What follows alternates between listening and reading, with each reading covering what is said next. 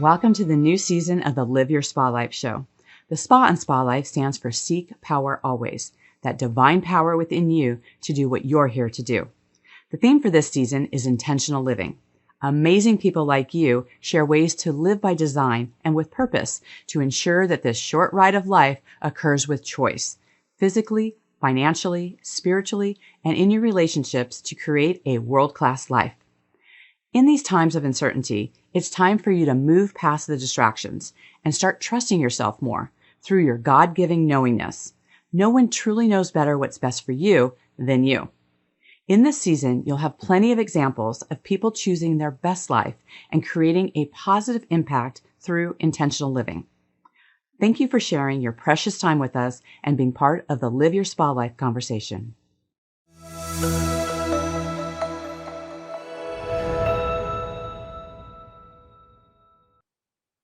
With us today is Tashya Garoutte, a hairstylist, hairdresser for 20 years, a hair educator for 15, and a manifestation coach for 5 years.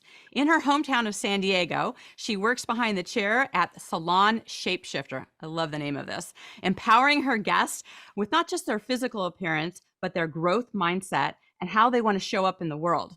She is a color specialist and travels the world with Lanza, Healing Hair Care's pro team, teaching techniques and styles. Uniting her teaching skills and mindfulness practice, she has created a coaching business to help other individuals. Her purpose is to help people identify their goals in hair as well as in life and bring them into existence. Tashya, welcome to the show. Thank you so much for having me, Diane. I'm excited to be here. I love the connection that you have made between hair and just life in general. And I would love for you to talk about how did you find this correlation between, hair goals and just life goals? Oh yeah, of course. Thank you so much. So there's a little bit of an origin story here. And part of it kind of started when I was in a catastrophic car accident and I broke my back. So I had been in the industry for 9 years already, and I had a really great trajectory. I owned my own space and I was teaching and I was doing everything that I wanted. And spiritually, I'd always been pretty inclined with growth mindset. But when something really big and catastrophic happens like that, it causes for pause, not only physically because you have to, but then you have to reorganize your mindset and your train of thought and how you will overcome something so big. And I obviously work and use my body quite a bit. And honestly, the biggest outtake that I've had from it is that when you go on your own healing journey, it inspires people to want to come with you. And so that's really kind of how it started, is I was on my own healing journey. And I had people ask to come along and what I was doing and the tools that I used. And so it naturally, my life has called for me to integrate my two purposes, really. Yeah, I love it. I mean, I don't know anyone who doesn't have like their hairstylist is almost like their personal counselor, the person that they feel, a good one, right? Someone who does like great hair, but also gets you as a person. So, especially the long-term clients that you have, what does an appointment with you look like? Yeah. So, of course, you can always come in for just a hair appointment. I am a color specialist, emphasis in blonding and hair cutting techniques. So you can come in for just that too. But I am Reiki certified, and obviously with the two integration of the types of lifestyle that I live, I like to provide an appointment that can encompass all of it. So, like you said, you naturally and typically can have a really close relationship with your hairdresser. And so I found that all of this wisdom was naturally coming through, but I like to invite people and have consent for what it is that they're looking for. And so I found that starting off, if you're coming in for specifically a coaching session with your hair appointment, there's a questionnaire that I have people fill out that gives me an idea of what their goals are, what they're looking for, and potential blocks. So we can, kind of tag team that hair appointment. So not only physically do you leave feeling really empowered and beautiful, but also so that you can start to train yourself and your mindset to unblock things. So it starts out with a questionnaire, and obviously there's consultation for hair, but then we also go into that coaching side. And then I also have services that I call Crown Connections. And I ask this on the survey too, because I also do tarot and spiritual practices, that if that's a realm you want to tap into, I'd love to do it with you. So that's how it starts. Nice. So, I'm thinking like, if someone comes in and let's say that they're not sure like what kind of hairstyle they want or what kind of cut, do you find that there's kind of a correlation of not having clarity in other aspects of their life? Absolutely. It gives me chills that you ask that, because it really does tie into, where we're at and where we're feeling those blockages, because typically it's not just one area that it shows up in. Yeah, makes so much sense.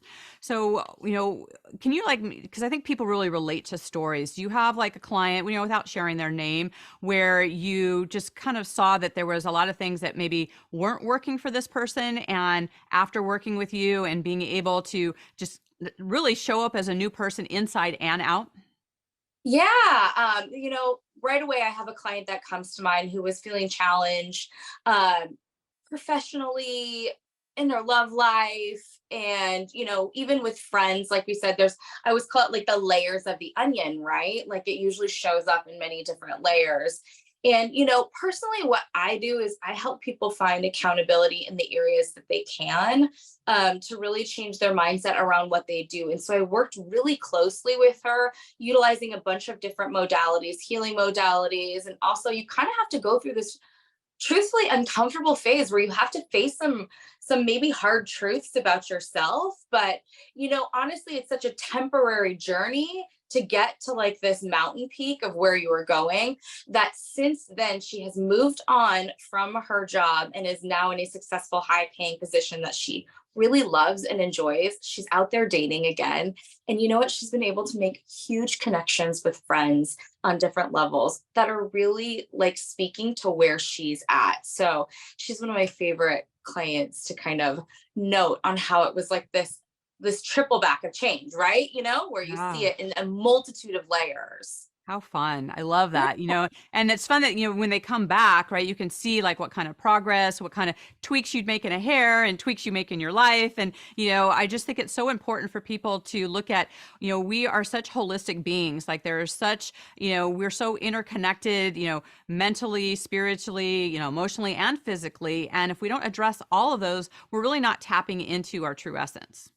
Completely agree. And it is so funny too, because a lot of times when people experience a lot of big change, they're ready to change their look too. So I always tell people, I'm like, you're not the same. Why would you want to look the same? And if you do, that's great too. But if you don't, that's also empowering and exciting. So you see like this whole big mind, body, spirit, change. So it's It's so funny. It reminds me when I worked undercover with the police department, and, as in prostitution, we would always have to change, our hair color, whether it was in a wig or actually doing it, so that we would show up with different looks. And, I can remember just feeling different, right? Just even a hair color different or a style or anything there, you showed up as a different person, which actually helped getting into the role of where we're at. So it's kind of interesting as we make those different shifts and at different times in our life too, to see how that reflects in how we show up. Absolutely. And it does. And sometimes that's why I say, like, if you're only called to a hair appointment, that's great too, because it does begin the shift within you too. So it's really empowering. Yes. So speaking of shifting, I love Salon Shapeshifter. Tell me how Thank this name came you. about. Yeah. So, I mean, part of what I do is, I've had to personally make transformation. And like I said, when you are on your healing journey, it really empowers people to come with you. And Shapeshifter is very much all about transformation. It's taking the tools that you have and new ones that you've discovered and really morphing and evolving into, your newer, your highest vibration of your being. And so that's where Shapeshifter came from, is that we're constantly evolving as people. We're evolving our look, we're evolving and changing. And so that's where Shapeshifter was born, was from transformation. It's almost like that phoenix rising from the from the ashes. I love that. One of the things I love so much about that word is that your essence is who you are, right? But how you change with that, you're not changing who you are at your core, right? You're changing how you want to show up, what you are choosing, like what are you doing in your life? And so I just love that. It's such a tangible word about something that you can step into. Thank you. Thank you. Yeah. So fun. So one of the things I always love to kind of look at is, how we live life, and it really reflects our environment in so many different ways. So one of the things I always like to ask my guests is that we live life differently in the bedroom versus the kitchen or the office. So what's your favorite room in your home and why? Okay, I love this question. So my favorite room would probably have to be my living room.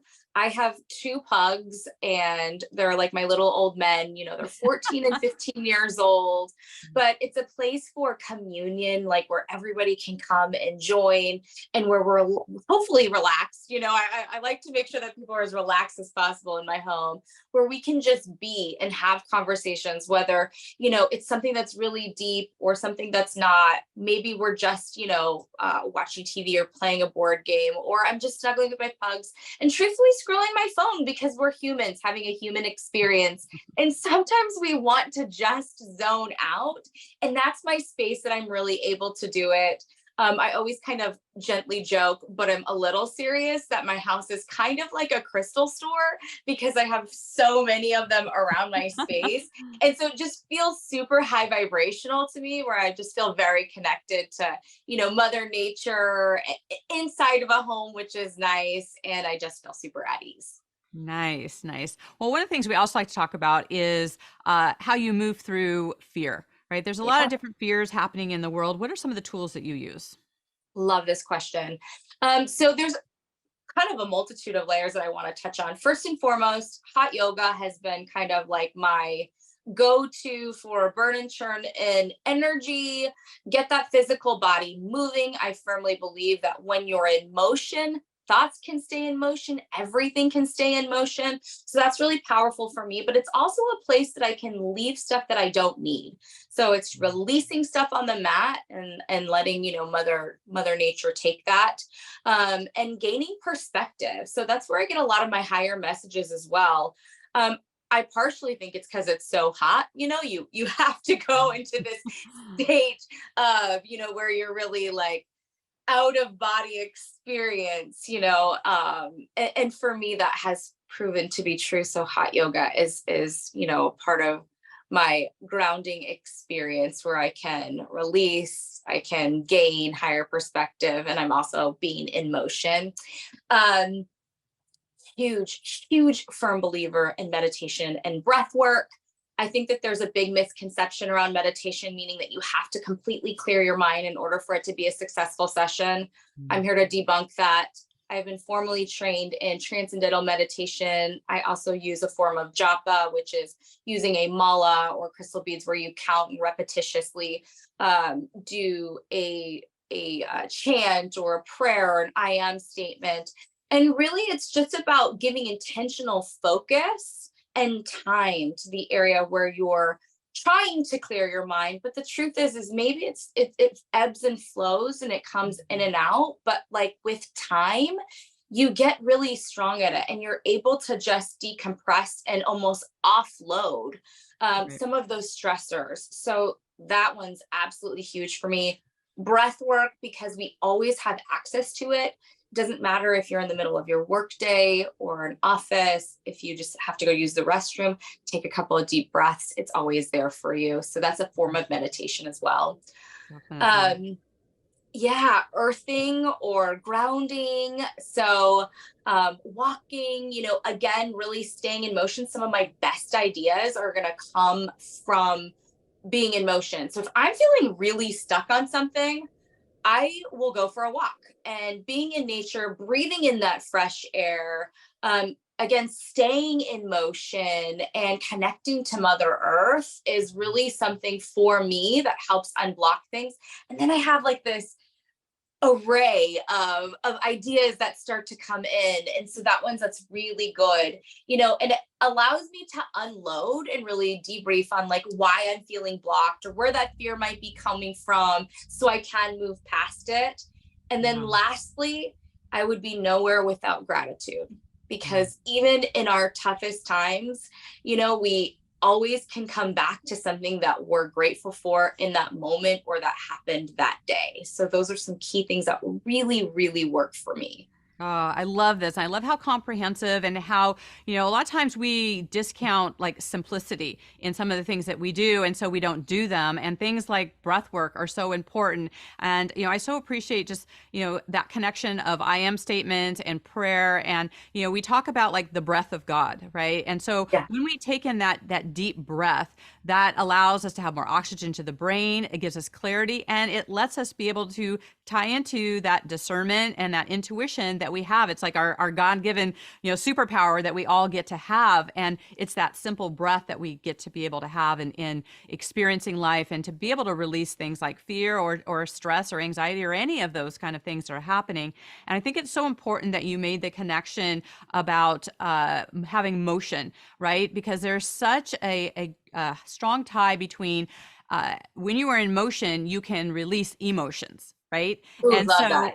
a lot of times emotions can get stuck within us, but by simply moving, you get to have a different experience. And so a lot of times people feel like whatever the emotion is, that there's no good or bad in emotion. Emotion just is. And, it's been scientifically proven that in 90 seconds, you actually change an emotion. So the more you're in motion and you're moving, you actually have emotions move through you. And when you talk about walking, every time you take a step, you are using a different part of your brain, and you actually have more access not only to knowledge and knowing and intuition, but when you are in motion and you are, having those steps, you are accessing more information than you are when you stand still. So I love how you do these activities that a lot of times people don't, realize how powerful they are and what's behind them.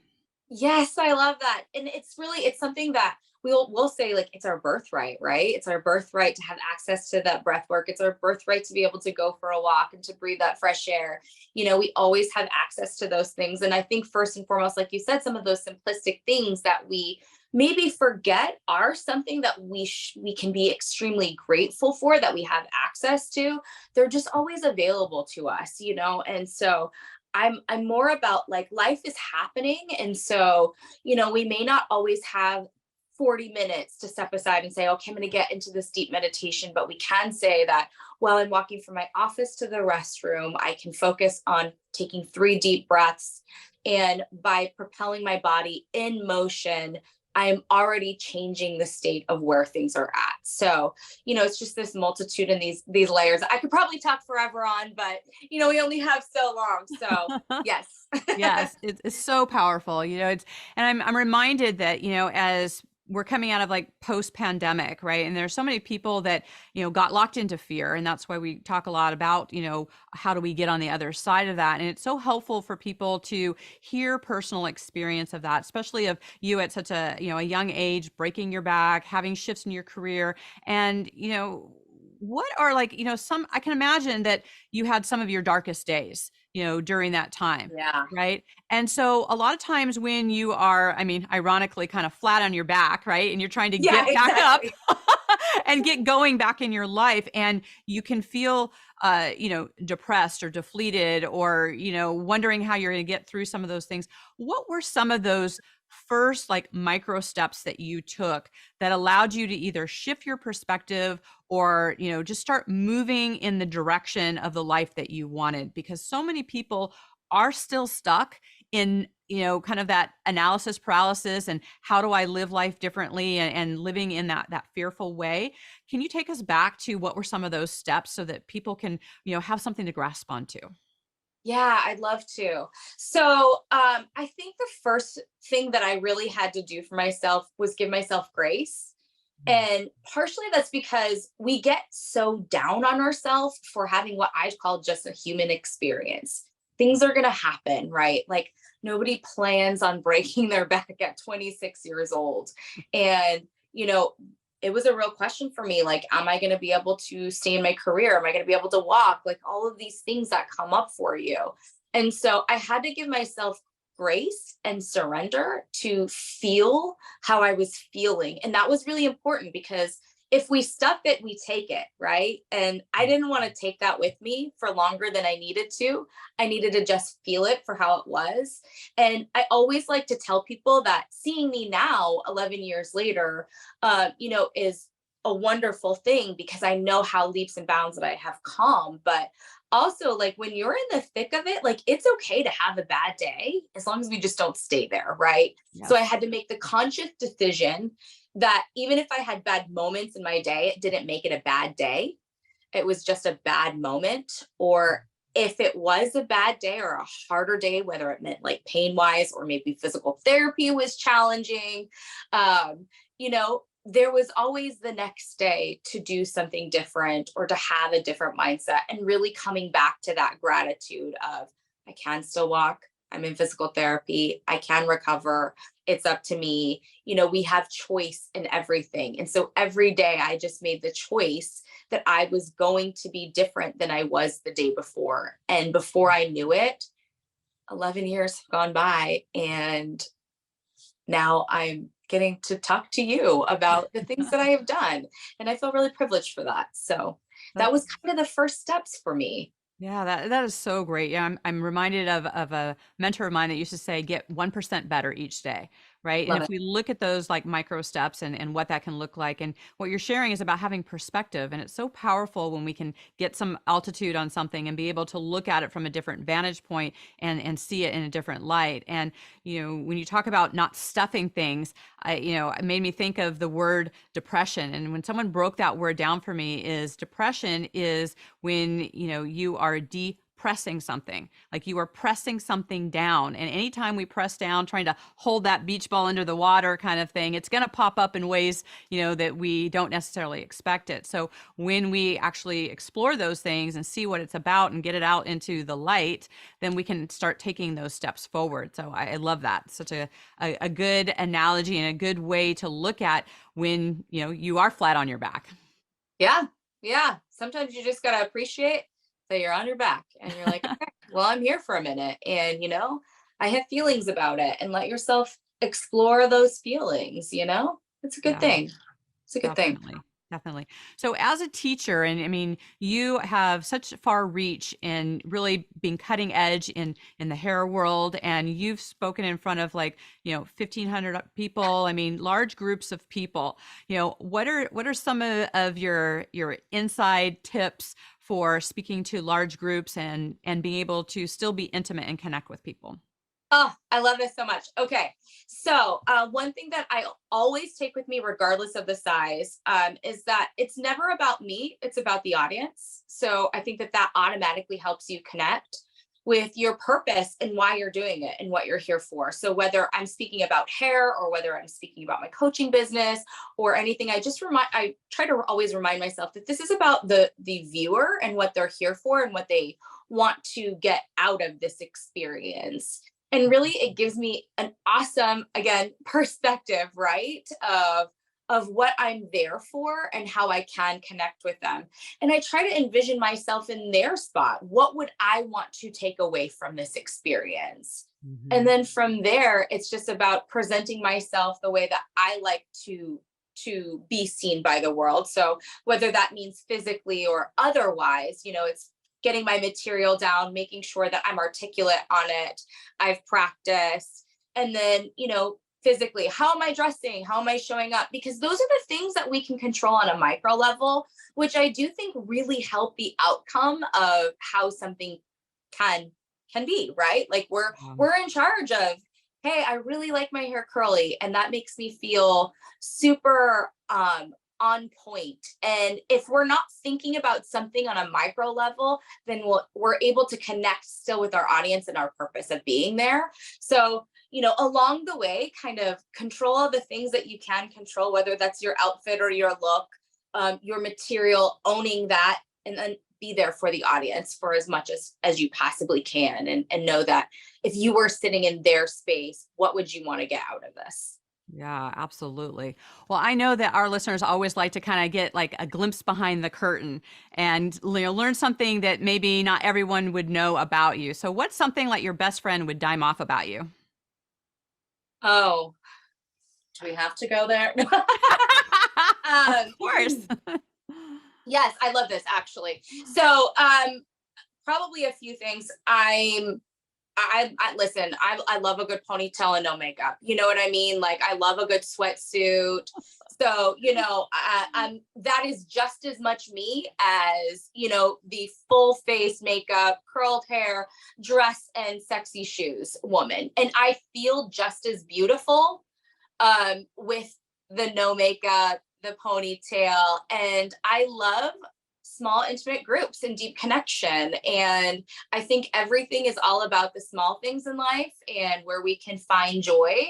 And that's something that I'm constantly seeking. And I'm really playful and quite sarcastic and funny. So, I'm like, I wherever we agree. can make a joke out of it, I am there for it. Like, we're here to have fun in our lives. And while I think that all of these things make for a very full life, meditation and how we can overcome fear, like it's really important to seek joy still and to have silly fun, childlike fun. And if you spend enough time with me, you'll know how silly I really am. I love that. I think sometimes people, forget about the fun, right? I mean, Yeah. there's a lot of things for us to accomplish in life. There's a lot of things that we want to rectify in life. There's definitely, intentions and impact that we want to make. But we also want to have fun and joy along the way so that we have the energy to actually be able to do some of those impactful things. So I love that you bring the levity and also that sense of feeling like beautiful and confident in who you are, no matter what you're wearing or what you're, decide to step out in, that no matter where you go, there you are. Yep. We're always here. We're always us. So let's just get real comfortable with who we are. Yes, absolutely. Well, speaking of like levity and fun, what would your parents say that you do for a living? Oh, I love this because my mom is like always trying to like explain it too. So my mom, we recently talked a lot about this, especially because at a time that I'm like working on a little bit of rebranding. But my mom would say that I'm a hairdresser that travels the world and teaches, and I help people find what they want to do and unblock them, really like help them find the tools, because really I can't do the work for people. Everyone has to make the choice to do that for themselves, but I just help guide them to a place where they can make a different choice, because we can't always see that there's different choices available. So I think that's what she would say. Yeah, I love it. Well, it sounds like your mom's like way on track. I laugh and I started asking that question when it would hit me, because like my dad will like write a post or comment on my social media and go, "There's Diane doing that thing that she does." You gotta love that. They do their best. Right? And I'm like, oh God, it's just so funny. It's like, okay, I don't know how to explain Yeah. what's going on. It's so funny when you do anything like outside the lines, if you will. It's kind of interesting whatever comes up with that. I'm gonna start asking more people that question. I think it's super fun. Like, hey, what do you think I do? Just to see what comes up. That's a good one. Yeah, absolutely. You never know. It's a good Yeah. thing. So, well, I know that our listeners are going to want to stay in contact with you. How can they best do that? Oh, thank you. So social media is a really great avenue for me. I have two different socials. So Instagram, I have Tosh, Tash underscore Mahal, Mahal. It's a fun play off of my girlfriend used to call me Taj Mahal. So Tosh underscore Mahal. And that one you can find a lot of my hair content on. If you wanted to reach out to me, I'm probably most active on that page. And then also I do hand make a lot of jewelry. And again, like the spiritual part of me is the witchy Buddhist. So that's IG. And then also I have a TikTok if you're interested in any tarot readings. I mostly do that and speak about my yoga and all kinds of fun things like that on TikTok if you're interested. So those are a couple different ways you can connect with me. I love it. Well, and as you know, that our theme for this season is intentional living. So, in what way are you living an intentional life today? Thank you. I would say that the thing that I do the most is I try to bring presence to everything that I do. So I try to give it my full attention no matter where I'm at or what I'm doing. Like I said, even from scrolling my phone, like, hey, this is my time to do this, or I'm getting ready, to do a podcast with you or be there for a client. Self-reflection is really huge for me. So being mindful of my actions, the way that I react and how I show up to the table. Gratitude, always. I can't go a day without being reminded of gratitude. A really fun exercise I started doing with some of my friends is I think we get into the habit of asking people how their day was. And we tend to have a tendency to sort of go off on like, well, this wasn't the best, or this happened today. And so I started asking people, what was the highlight of your day? And it naturally shifted things to gratitude, and it helped me and not only talk about the things that I was grateful for, but to get my friends to talk about the things that they're grateful for as well. And then, of course, integration, because if we have self-reflection and we do all of this work, we have to also put it into play. So those are some ways that I'm living very intentionally. I love it. Well, Tasha, thanks so much for sharing your wisdom and your journey and being here with us today. Thank you for having me. I really appreciate it. You got it. And to our listeners out there, listen to this carefully and, think about what ways do you, connect with your inner power. We talk about in Spa Life, seek power always, right? That power is always within you.